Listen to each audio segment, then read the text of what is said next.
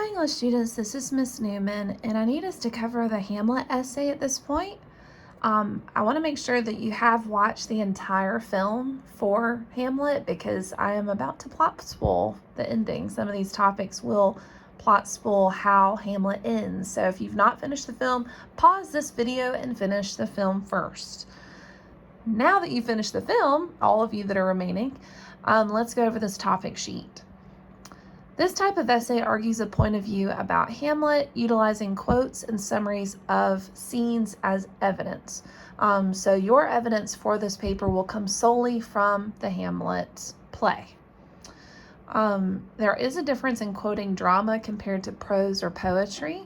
You'll need to have the act, scene, and line numbers in the parentheses after any quotes that you include. This isn't necessary if you're just summarizing a scene, but if you quote directly from a character, from his or her dialogue, you will need to have the act, scene, and line number in the in-text citation. So here's an example quote from the Siegel textbook. Macbeth continues the vision theme when he says, quote, "Thou hast no speculation in those eyes which thou dost glare with." So this would have come from Act 3, Scene 3, lines 96 and 97. So you can use that as an example for when you do quote from the play. The rough draft will be due Wednesday, November 30th by midnight, and the final draft will be due Wednesday, December 7th by midnight. This paper is worth 20% of your final grade. Your essay should be at least 800 words in length, and that does count the works cited page that'll have Hamlet cited. The formatting is the same as always, 12-point Times New Roman font, double space with MLA heading and style, but this one must have a works cited page with Hamlet cited, but the second page of this assignment has Hamlet cited for you. So look at the very end of the second page. You can literally copy and paste that citation from works cited all the way to print and put that at the end of your essay. So I've done the hardest part for you by doing that citation. Notice you do not need to have any outside sources. Please do not look up any outside sources. The reason is that I want to know your interpretation of the play. I don't want to read the same interpretations that SparkNotes published. I want to know what you think about these characters, these events, the lessons you learned personally from the play. I want to know your interpretation of this literature, not another outside source. So you should only have Hamlet cited on the works cited page. And remember, this is scanned with anti-plagiarism software. So if you do copy any online sources, I will know. So please don't do that. Just write your own thoughts about this play. Here are some topic ideas that you can use. Notice all of the topics are based off Hamlet. Even if you read Romeo and Juliet in high school or Macbeth or another Shakespeare play that you prefer, this paper is solely based off Hamlet. Emphasis on that. So one topic you could choose are the symbols that are in Hamlet. There's many symbols within this play. Of course, poison is a major symbol within it. Nothing is as it seems. A sword isn't just a sword. A drink isn't just a drink. A nap in the garden could lead to your death, as King Hamlet found. So poison is a major one. Of course, the skull, Yorick's skull that Hamlet holds in the graveyard, very symbolic of death and the inevitability of death. Also, Ophelia's flowers. She covers herself with flowers whenever she commits suicide. She refers to flowers regularly in her songs.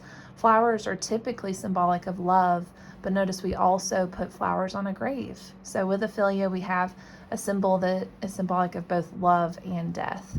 And of course, there's many other symbols within the play. The crown is a major one. The ghost himself, symbolic of an afterlife.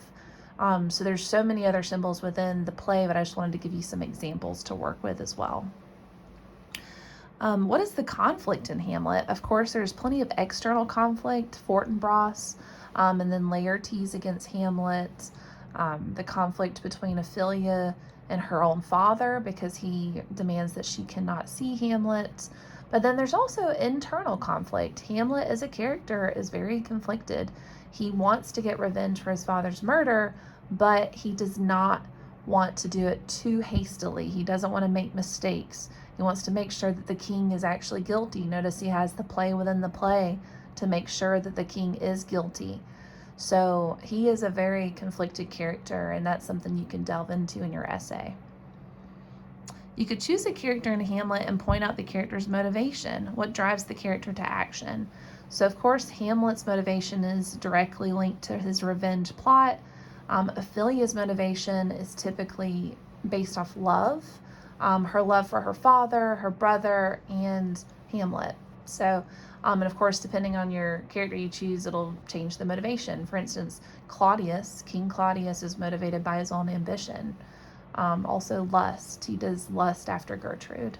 So, but just depending on the character you choose, you can delve into what motivates that character, what causes him or her to act throughout the play.